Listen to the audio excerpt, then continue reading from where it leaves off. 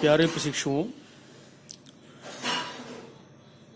पढ़ने के अनुक्रम में आज हम डीलेट द्वितीय सेमेस्टर हिंदी शिक्षण के अगले चैप्टर उपसर्ग, प्रत्यय, सामासिक पदों की पहचान व प्रयोग इस संदर्भ में आज हम चर्चा करेंगे। तो इसमें सबसे पहले हम उपसर्ग के विषय में चर्चा करेंगे। पहले हम जान लेते हैं कि उपसर्ग क्या है, उपसर्ग किसे कहते हैं।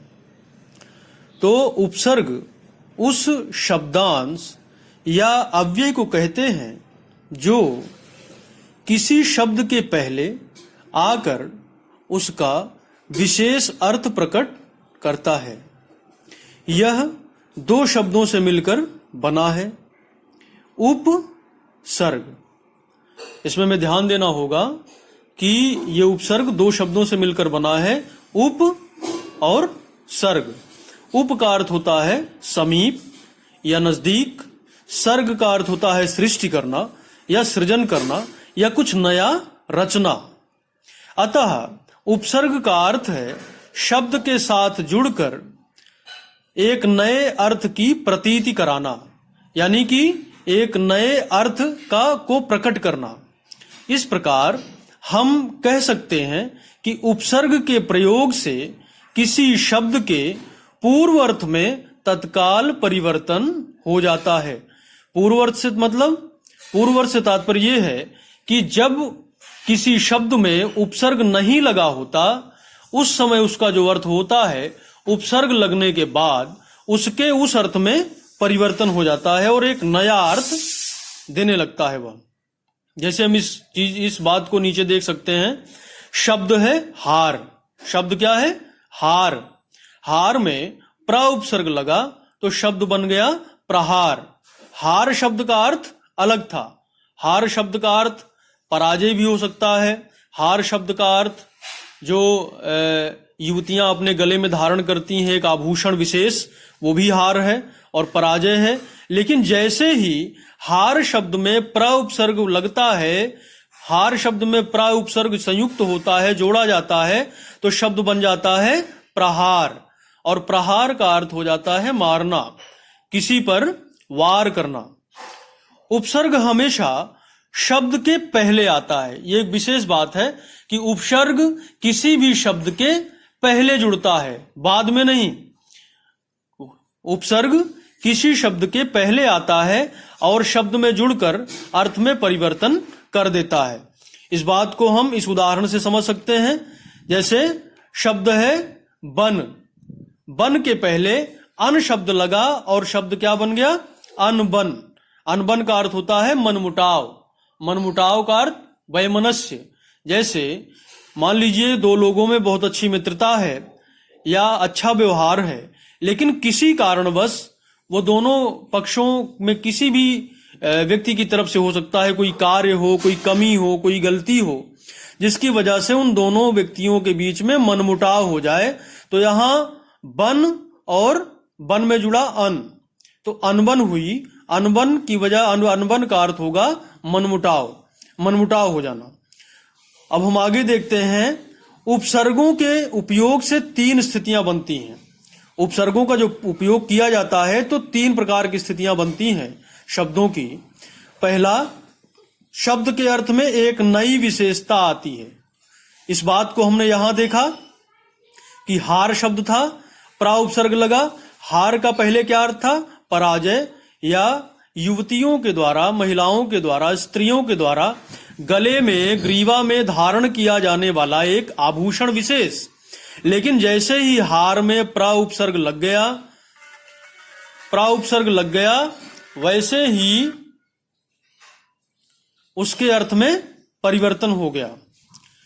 तो पहला क्या है? शब्द के अर्थ में एक नई विशेषता आ जाती है। शब्द के अर्थ में प्रतिकूलता उत्पन्न हो जाती है। कुछ उपसर्ग ऐसे भी होते हैं जो शब्दों के पहले का जो उसका अर्थ है उसका ठीक उल्टा अर्थ देने लगते हैं अगर वो उपसर्ग उसमें लग जाए तो। तीसरा, अर्थ, शब्द के अर्थ में कोई विशेष अंतर नहीं आता। हम आगे देखते हैं शब्द और उपसर्ग के मध्य अंतर।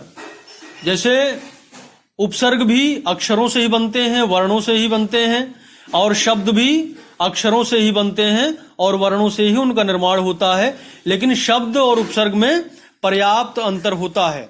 इसको हम इस प्रकार से समझ सकते हैं कि शब्द अक्षरों का एक समूह है, अक्षरों का एक समूह है जो अपने में स्वतंत्र है और अपना स्वतंत्र अर्थ भी रखता है। वाक्यों में स्वतंत्रता पूर्वक उसका प्रयोग किया जाता है।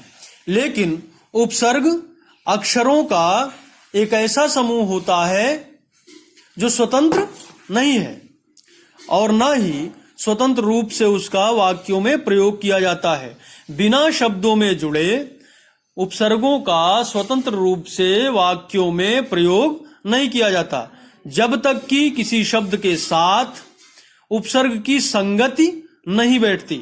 इसका तात्पर्य यह है, इसका अर्थ यह है कि उपसर्ग का किसी शब्द के साथ जुड़ना अनिवार्य है, तभी वह अर्थवान बनेगा, तभी वह सार्थक बनेगा।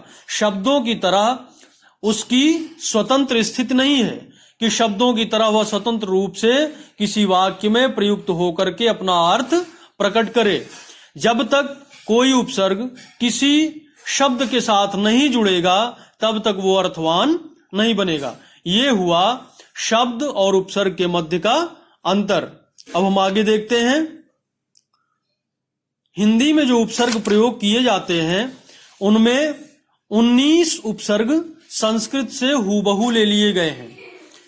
यदि हम हिंदी के उपसर्गों की बात करें तो हिंदी में प्रयुक्त होने वाले 19 ऐसे उपसर्ग हैं जो संस्कृत भाषा में भी प्रयुक्त होते हैं।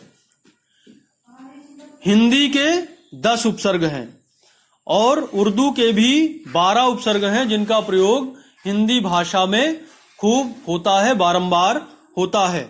इस अनुक्रम में अब हम कुछ संस्कृत के उपसर्ग, कुछ हिंदी के उपसर्ग और कुछ उर्दू के उपसर्गों का उदाहरण लेंगे, जिससे उपसर्गों की अवधारणा पूरी तरह से स्पष्ट हो जाए कि उपसर्गों का भाषा में क्या प्रयोग और कैसे प्रयोग होता है। इस अनुक्रम में पहले हम देखें, संस्कृत का एक उपसर्ग है अति।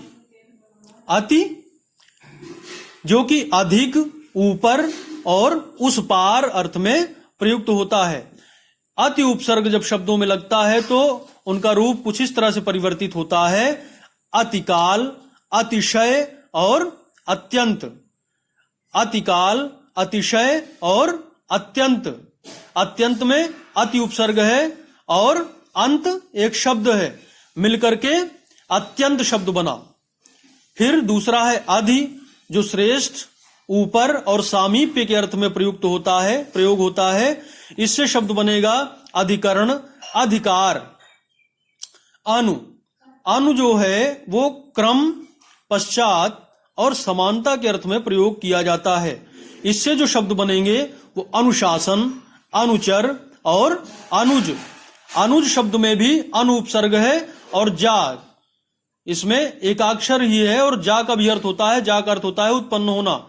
जा में अनु उपसर्ग लगा तो इसका अर्थ हो गया पीछे उत्पन्न हुआ, पीछे जन्म लिया, जो कि छोटे भाई के अर्थ में रूढ़ है, प्रयुक्त हुआ है। फिर अप, अप जो उपसर्ग है वो लघुता, हीनता, अभाव, अप के अर्थ में प्रयुक्त होता है और इससे जब शब्द बनेगा तो वो होगा अपमान, अपकीर्ति। फिर अभि उपसर्ग है जो सामीप्य और आधिक्य के अर्थ में प्रयोग किया जाता है, अभिभावक, अभ्यागत। फिर अव, हीनता और अनादर, पतन के अर्थ में प्रयुक्त होता है। इससे कुछ शब्द बनेंगे अवगत, अवलोकन। आ उपसर्ग सीमा और समेत, सीमा और समेत के अर्थ में प्रयोग किया जाता है। इससे जो शब्द बनेंगे आरक्त, आजन्म, आमुख। आजन्म जीवन भर, पूरे जीवन को यहां समेत अर्थ में प्रयुक्त हो रहा है, जीवन भर के अर्थ में यह प्रयोग किया जाएगा आजन्म। फिर हम देखते हैं उत और उद, ऊपर और उत्कर्ष के अर्थ में। उत्कर्ष का मतलब होता है प्रगति, प्रगति को प्राप्त करना। तो इसको हम देखें, उत्तम, उत्कर्ष और उत्कंठा, ये शब्द बनेंगे जब हम उत या उद का प्रयोग करेंगे। अब हम हिंदी के कुछ उपसर्गों को भी देख लेते हैं इस क्रम में। जैसे सु है, सु जो उपसर्ग है हिंदी का, वो सुखी, अच्छा भाव, सहज और सुंदर के अर्थ में प्रयोग किया जाता है, जिससे शब्द बनेगा सुकर्म। सुकर्म का अर्थ अच्छा कर्म, सुंदर कर्म। फिर सुकृत, सुगम। दूसरा देखिए, यहां ह्रस्व आकार है। अभी हमने यहां देखा था आ, जो दीर्घ आकार था, ये संस्कृत का उपसर्ग है जो हिंदी में भी प्रयोग किया जाता है, जैसे जो शब्द बना था आजन्म। लेकिन यहां हम देखते हैं ह्रस्व आकार है और अन भी है, जो निषेध के अर्थ में प्रयोग किया जाता है। तो यहां हम देखें, अमूल, अपढ़, अनजान। फिर अध, आधे के अर्थ में प्रयोग किया जाता है, तो इससे जो शब्द बनेगा अध जला, अध पका और अध खिला।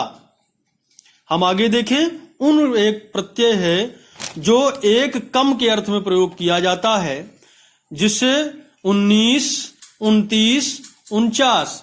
हम ये देखते हैं कि 30 में एक कम होगा तो 29 होगा, 20 में एक कम होता है। कहने का मतलब जो एक पूर्ण संख्या है उससे एक कम का जो बोध कराने के लिए प्रत्यय वो उपसर्ग प्रयोग किया जाता है, वो उन है और एक कम के अर्थ में होता है। इस अनुक्रम में हम उर्दू के भी कुछ प्रत्यय को देख सकते हैं जो कि हिंदी भाषा में बारंबार प्रयोग में आते हैं, और हम सामान्य बोलचाल की भाषा में भी इन उपसर्गों से जुड़े हुए शब्दों का या शब्दों में इन उपसर्गों का खूब प्रयोग करते हैं। जैसे एक उपसर्ग है उर्दू का बद, जो कि बुरा अर्थ में प्रयोग किया जाता है। बदमाश, बदनाम और बदकार, बदकिस्मत। फिर बे एक उपसर्ग है, इसका खूब प्रयोग किया जाता है बिना अर्थ में, बेईमान, बेवकूफ, बेरहम। एक उपसर्ग है हम, इसका भी खूब हम प्रयोग करते हैं बराबर और समान अर्थ में। जैसे हम उम्र, यानी कि वो हमारी उम्र का है, हमारी वय का है, हमारी आयु का है, तो हम कहते हैं हम दोनों हम उम्र हैं। हम उम्र, हम दर्दी, हम पेशा। फिर एक उपसर्ग है, ये भी खूब प्रयोग किया जाता है ला, जो कि बिना अर्थ में प्रयोग किया जाता है, यानी कि उससे हीन। लाचार, लाजवाब और लावारिस, इन तीनों शब्दों में ला उपसर्ग का प्रयोग किया गया है, जो कि उर्दू, फारसी और अरबी का उपसर्ग है। फिर हम देखते हैं बर। बर जो उपसर्ग है वो ऊपर, पर और बाहर के अर्थ में प्रयोग किया जाता है। बर्खास्त, बर्दाश्त और बरवक्त। कहने का तात्पर्य यह है कि हिंदी की जो उपसर्ग की स्थिति है उसमें संस्कृत के कुछ उपसर्ग हूबहू ले लिए गए हैं, उसके बाद हिंदी के भी कुछ उपसर्ग बनाए गए हैं, और उर्दू के उपसर्गों का भी हिंदी भाषा में खूब प्रयोग किया जाता है। सामान्य बोलचाल की भाषा में भी खूब प्रयोग किया जाता है। आप सभी लोग इस वीडियो को सुनिए, उसके बाद अपनी पाठ्यपुस्तक से भी एक बार इस अध्याय को अवश्य पढ़िए, जिससे उपसर्गों के विषय में, इसकी अवधारणा के विषय में, इसके प्रयोग के विषय में आपकी समझ विकसित हो सके, पुष्ट हो सके। धन्यवाद।